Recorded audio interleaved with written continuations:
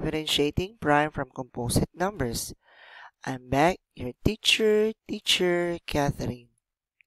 Let's have activity 3. Who am I? Can you guess? Let's answer the following problem. Each of the following numbers is composite except 50, 51, 52, 53, 54, 55, 56, 57, 58, and 59. 50 has 6 factors, and so it is a composite number. 51 is a prime number. Why? Because it has only 2 factors, 1 and itself. What about 52? 52 have 4 factors. That is why 52 is a composite number, while 53 is a prime number. 54 is a composite number because it has 6 factors. 55 is also a composite number, for it has 4 factors. 56 is a composite number, for it has 8 factors. 57 is a prime number, for it has only 2 factors, 1 and itself. 58 is a composite number, for it has 4 factors. 59 is a prime number, for it has only 2 factors, 1 and itself. What is the answer?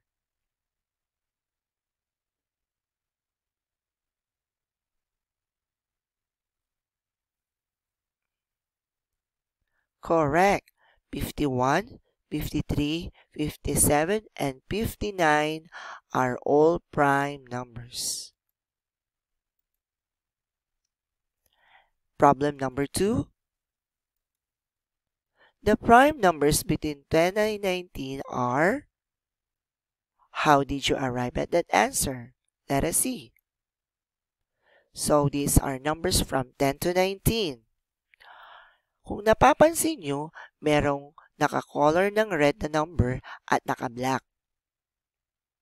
Pansinin po natin yung mga number na may color ng red. All of those numbers have more than 2 factors. Tama? What about yung naka-black na number? Tama. Lahat sila ay prime number. Prime numbers are numbers that has no factor except 1 in itself. That is why ang sagot ay 11, 13, 15, 17, and 19. Next problem. Add me to the product of 7 and add 2. The sum is 19. Who am I? The answer is 5. Papaano nila nakuha yung 5? Tignan natin. First step, product of 7 and 2. Yan ang word clue. So you're going to multiply 7 and 2, which is equals to 14. Second step, add me to the product of 7 and 2. Let n be the missing number. N plus 7 times 2 equals 19. And plus 14 equals 19. That is the number sentence.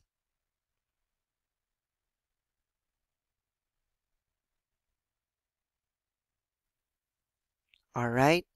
So, ang number sentence ay n plus 14 equals 19.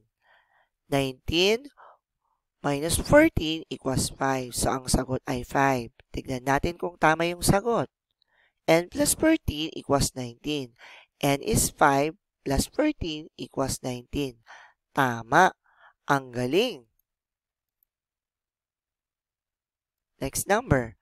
Add me to the product of 5 and 3. The sum is 18. Who am I? So you're going to look for the answer again.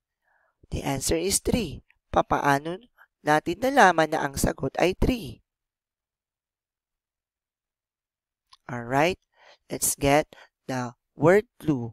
product of 5 and 3. You're going to multiply 5 to 3, which is equal to 15.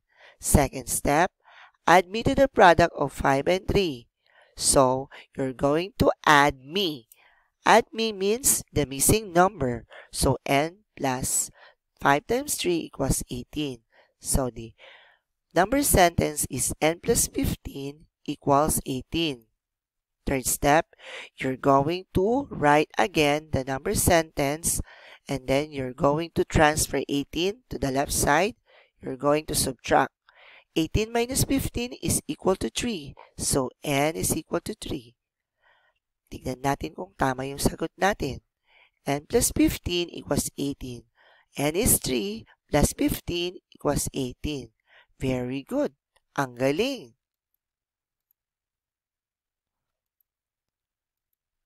Problem number 5. Multiply me by myself and add 4 to the product. The sum is 20. Ano kayang sagot?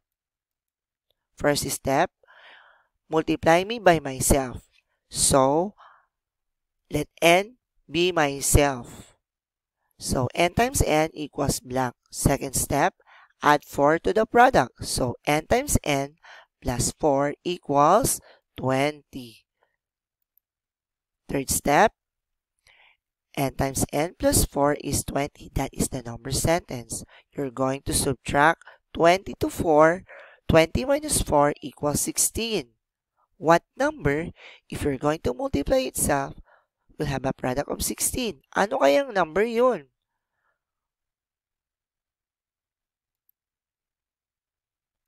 Alright, try natin ang number 4. Pag nag-multiply mo ang 4 times 4, ang sagot ay 16. So, 4 times 4 plus 4 equals 20.